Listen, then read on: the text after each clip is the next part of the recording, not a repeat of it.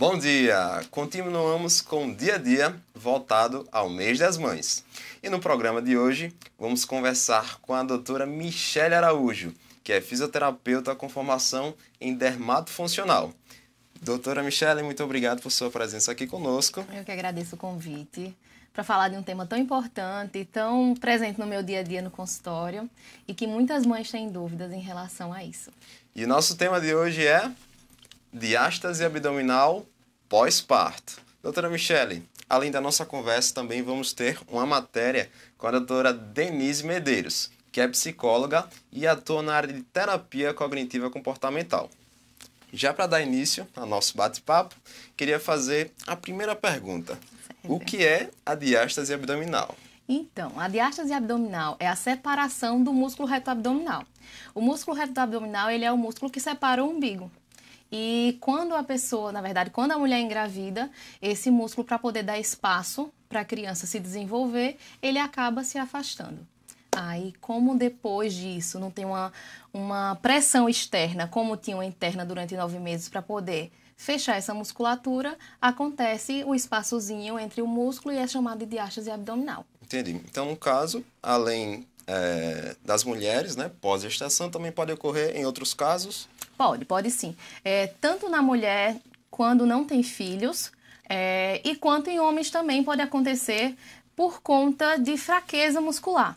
Então, se é uma mulher ou um homem que engordou e emagreceu muito, a musculatura ela fica um pouco enfraquecida e pode ocasionar, sim, uma diástase. E em pessoas que fazem muita atividade física com muita carga de peso. Então, acaba fazendo um esgarçamento, uma abertura, um enfraquecimento dessa musculatura por conta de tanta pressão, de tanto peso e tanto uso dessa musculatura central da parte do abdômen. Interessante. Então, pode ocorrer também a questão do efeito sanfona, né, que provoca essa dilatação abdominal. E muitas pessoas pensam que é só realmente na pós-gestação. Isso. E é muito bom a gente saber, e você poder compartilhar conosco, que realmente podem ocorrer em várias pessoas com várias causas distintas.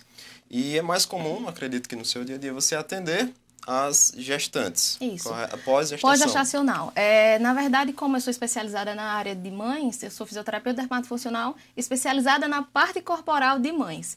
Então, acaba chegando muito mais paciente mulheres, após a gestação, com reclamação, que não sabe, na verdade, muitas vezes, que é uma diástase, vem muito por conta de flacidez ou porque percebe que tem uma diferença na região abdominal após a gestação e no consultório eu acabo diagnosticando que é a diástase. Quanto mais gestações pode provocar maior diástase? Pode, porque se é um paciente que não tem uma musculatura preparada, por exemplo, uma pessoa que não tem a musculatura forte, fortalecida, antes mesmo da gestação, por conta dessa primeira gestação, provavelmente já tem uma pequena diástase. Na segunda gestação, se essa diástase não for cuidada durante a primeira, ela começa, na verdade, se muitas mulheres que estão assistindo podem perceber que a segunda gestação, a barriga ela começa a aparecer muito mais rápido. Provavelmente por conta dessa diástase, dessa musculatura que já está um pouco aberta, e a partir daí ela acaba crescendo muito mais. A barriga fica um pouco maior do que a primeira. Então, quanto mais gestações, maior o risco da diástase tanto ficar maior, quanto de você ter um problema muito maior por conta dessa abertura maior ainda dessa musculatura. E quais as consequências que a diástase abdominal pode provocar? Principalmente do lombar, que o paciente chega mais no consultório reclamando é a dor lombar, mas ela pode causar uma incontinência urinária pela musculatura do reto abdominal. Ela vem, de uma forma mais fácil para quem está assistindo entender, ela vem da parte de diafragma, que é essa parte aqui de cima, abaixo do seio da mulher, na parte do estômago, até a parte do períneo. Então é uma musculatura grande, é um músculo grande que vai de cima a baixo. Então ele tanto reflete na parte de coluna, na parte lombar, quanto na região de períneo, com a parte de incontinência urinária, o paciente fica com a flacidez muito maior, então engloba muita coisa que a diástase, pelo enfraquecimento, acaba causando no paciente, que o paciente às vezes acha que nem é só por um problema de coluna, mas às vezes é diástase abdominal. E além disso, ela consegue se recuperar sozinha?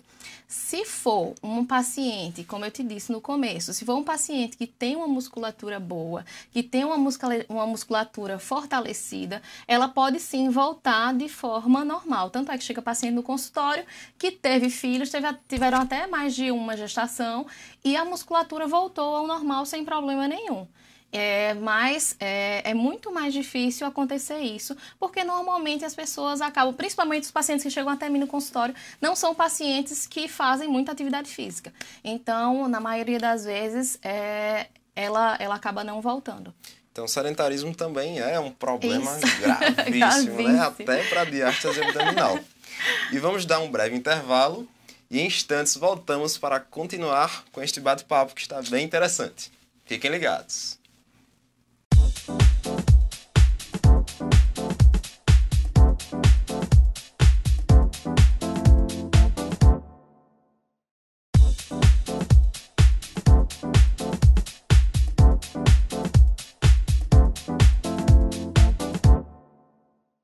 Estamos de volta. E antes da doutora Michele Araújo falar conosco mais sobre como prevenir e tratar a diástase abdominal, vamos assistir a entrevista com a doutora Denise Medeiros, que é psicóloga e atua na área de terapia cognitiva comportamental. Vamos conferir. Olá, hoje estamos com a doutora Denise Medeiros, que é psicóloga e atua na área do TCC. Doutora, o que é TCC? Então, Nelson, TCC, ou terapia cognitivo comportamental, é uma das abordagens da psicologia, que é mais breve, mais focada no problema atual do paciente, estruturada e bem ativa, que vai auxiliar com que o paciente tenha uma visão de mundo menos distorcida da realidade, o que muitas vezes faz com que ele tenha emoções, pensamentos, emoções e comportamentos que não favorecem a saúde mental dele. Então, o objetivo da psicoterapia nessa área do TCC é que a pessoa consiga adquirir novas formas de se ver a si mesma e o mundo também, se ver no mundo. Doutora, qual a indicação para utilizar essa abordagem? A indicação é independente do público, tanto criança, adulto, adolescentes, pessoas que apresentam transtorno de ansiedade, fobias, pânico, até mesmo dificuldade em relacionamentos de casal, relacionamentos interpessoais, para autoconhecimento, Então, é sempre bom a pessoa ter essa busca de ver o que ela pode fazer por ela mesma para melhorar a qualidade de vida. Então, terapia é para todos. Por falar em fobia, nós recebemos muitos pacientes que têm medo de fazer exercício. Como a psicologia pode ajudar utilizando essa abordagem com a terapia cognitiva comportamental? Então, no consultório psicológico é possível, através da escuta desse paciente, identificar junto com ele quais são aquelas crenças, aqueles pensamentos automáticos que fazem com que ele posicione o seu pensamento e as suas emoções de uma forma que bloqueia, que causa um bloqueio para ele enfrentar aquela realidade. E a partir disso nós criarmos estratégias de mentais, estratégias de pensamento, para que ele consiga ver aquela situação em outros âmbitos, que diferente dos que ele tem visto até então.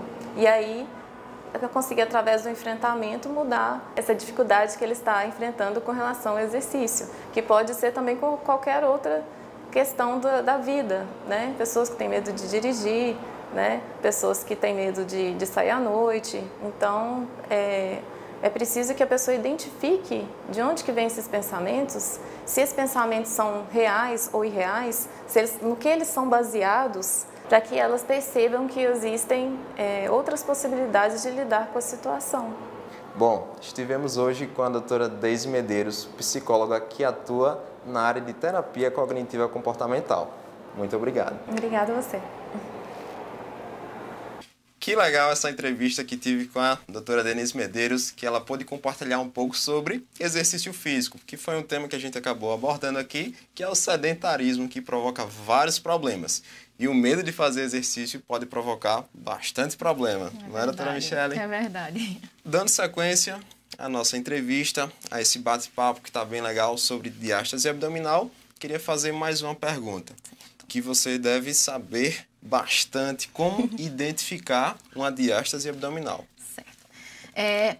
Para a pessoa que está em casa assistindo, é muito mais fácil. Dentro do consultório tem uma forma de identificação. Na verdade, muitas vezes, só de olhar o paciente, só de avaliar, eu consigo identificar essa diástase abdominal. Mas para quem está assistindo conseguir, é muito mais fácil. O que é que você vai fazer? Você vai deitar, o paciente ele deita no chão, pode ser no chão. De barriga para cima. Isso, de barriga para cima, dobra os joelhos e ele consegue, acima do umbigo, ele coloca 2 dedos e faz uma força como se fosse fazer um abdominal. Se o paciente tiver diástase abdominal, ele sente como se o músculo estivesse fechando nos dedos dele. Eu coloco muita coisa lá no meu Instagram, dando dicas de como identificar e tudo mais. Quem quiser pode dar uma olhadinha lá. Então, você acaba colocando, para poder identificar, por exemplo, você percebeu que depois da sua gestação, você ficou com muita flacidez. Ou que quando você vai se levantar da cama, você percebe uma protuberância na parte de estômago. Ou você acha que ficou com o estômago alto depois da gestação. Normalmente, quem tem estômago alto acha que é um problema, enfim, genético. Muita gente diz, porque minha família tem problema de estômago alto. Mas na maioria das vezes é diástase abdominal. Então, é muito mais fácil você identificar um estômago. Na verdade, quando o paciente chega no consultório com estômago alto, se eu for avaliar, tem diástase abdominal. Porque a musculatura, como ela está aberta, ela acaba fazendo ele faz uma protusão e ele acaba ficando para frente e dá uma aparência de que o estômago ele tá maiorzinho. Então, deita no chão, dobra o joelho, coloca, se for na parte superior, acima do umbigo. Você começa com 2 dedos, percebeu que tá fechado, ótimo. Mas se faz a flexão, percebeu que dá mais um pouco, coloca mais outro dedo e assim você vai fazendo. A mesma coisa se for na parte de infraumbilical. Coloca abaixo do umbigo o dedo e você vai vendo, fazendo o esforço, e aí você vai mensurando quantos dedos mais ou menos de diástase você tem. E se alguém tiver alguma dúvida, fala comigo em inbox no Instagram que eu respondo também. Além disso, aproveitando já que você falou sobre a região específica de palpar. Certo. Existe de verdade acima do umbigo, abaixo, na linha umbilical? Existe na linha umbilical, normalmente na linha umbilical, para você perceber, todo paciente, toda pessoa que tem hérnia umbilical, ela tem diástase abdominal. Porque o que é que acontece? O músculo reto abdominal, ele é um músculo de sustentação. Na verdade, ele de forma junta, ele impede que as vísceras elas acabem saindo para a parte externa e acabem fazendo com que você tenha uma hérnia umbilical. E quando ele está aberto, ele serve para essas 2 coisas, para poder sustentar as vísceras dentro da cavidade abdominal e para segurar a pele para que ela não entre na parte de cavidade abdominal. Por isso que tem muita gente que depois da gestação fica com aquela barriga com aspecto de maracujá. Isso é uma diástase abdominal. Você fica bem magrinha, mas o aspecto de maracujá ainda está ali. Isso é uma diástase porque o músculo está aberto e a pele ela não tem onde se sustentar e acaba entrando. Causando essa flacidez, na pele, né? Às vezes uma flacidez não é tanto pela pele, mas sim muito mais por causa da musculatura que está aberta. Além disso, como prevenir a diástase abdominal?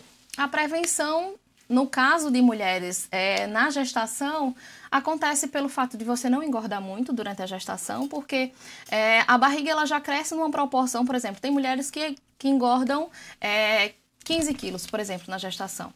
E 15 quilos, quando você engorda de forma natural durante 9 meses, você não engorda muito mais na parte abdominal. Você tem uma divisão no corpo inteiro.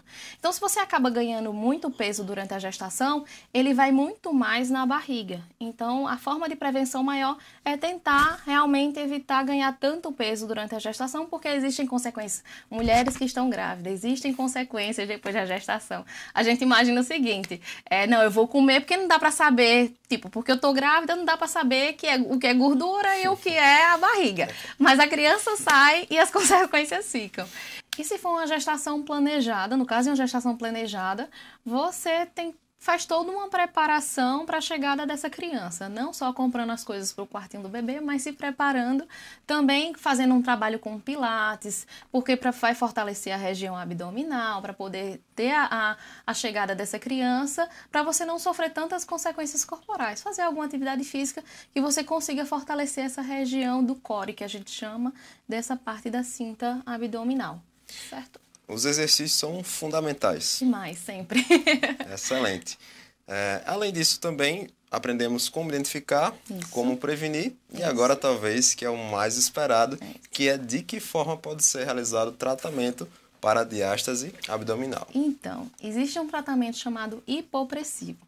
No hipopressivo eu trabalho tanto na parte de fisioterapia respiratória, como postural. Então, é uma técnica de exercício. É um exercício que eu utilizo a parte muito mais respiratória do paciente para que a gente consiga, dessa forma, juntar essa musculatura que no dia a dia a gente não tem como fortalecer com qualquer exercício. Então, é uma técnica que eu faço para fazer o fortalecimento dessa musculatura específica, fazendo a junção desse músculo para que essa diástase ela comece a desaparecer. Certo? As pessoas de casa, as mães especificamente, devem estar pensando, não, eu já faço exercício, eu já faço fortalecimento. Mas também existem alguns exercícios que podem ser contraindicados, no caso da diástase. Existe, principalmente depois da gestação. Mães, evitem fazer abdominal. Por quê? Sua musculatura ela já está fraca. E principalmente se você já identificou que tem uma diástase abdominal. Quanto mais você faz força, no caso do abdominal, você acaba fazendo com que suas vísceras elas vão de encontro com a parede abdominal e faça com que a musculatura ela abra cada vez mais. Agachamento, barra nas costas, fazer muito esforço. Tudo que você prestar atenção, que você está usando a musculatura abdominal para poder realizar o exercício, você para de fazer.